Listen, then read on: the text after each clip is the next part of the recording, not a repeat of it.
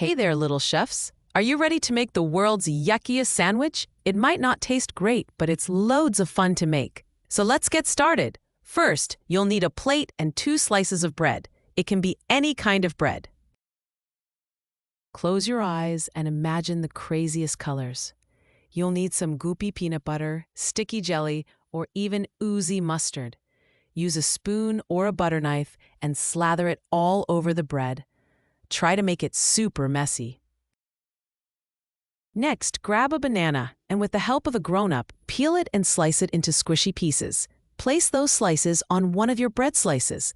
Now, what's a yucky sandwich without pickles? Add some slippery pickles on top of the bananas. Can you see how wiggly they are? Yum or yuck, right? Now, look around the kitchen and see if you can find anything else silly to add. What about some potato chips? Crunch them up in your hands and sprinkle them on top. It's like a crispy surprise. How about a few marshmallows or some colorful sprinkles?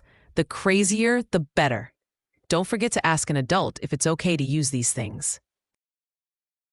Now let's get cheesy. Add a slice of cheese. It doesn't matter if it's gooey, orange, or even green. It's your yucky masterpiece. Carefully place the other slice of bread on top. Press it down and squish everything inside. Ready for the magic touch? Give your sandwich a silly name like the Squishy Super Sandwich or the Sloppy Banana Blaster. You did it! You made the yuckiest sandwich ever. Remember, this sandwich is just for fun, not for eating. But it sure is fun to make, isn't it? So, next time you want to be a silly chef, remember how to make your very own yucky sandwich. Tell your friends and make one with them too. Who can make the yuckiest sandwich of all? Thanks for watching, little chefs. Until next time, keep exploring, keep being creative, and most importantly, keep having fun in the kitchen. Goodbye for now.